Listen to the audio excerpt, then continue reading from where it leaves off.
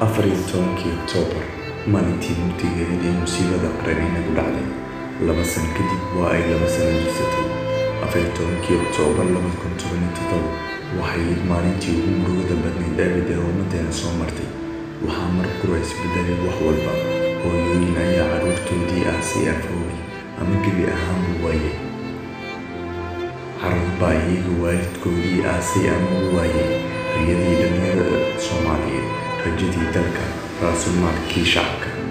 ayaa qadar gudihiisa si arxan aan loo dhaawacay hanti hadalkeeda badaa naxariista jamaalaha siiya dhammaan waa maalin mudan in aan si weyn u xasuusano innaga oo una midaysan xurmaynta dadkii musiibadaasi caafiisay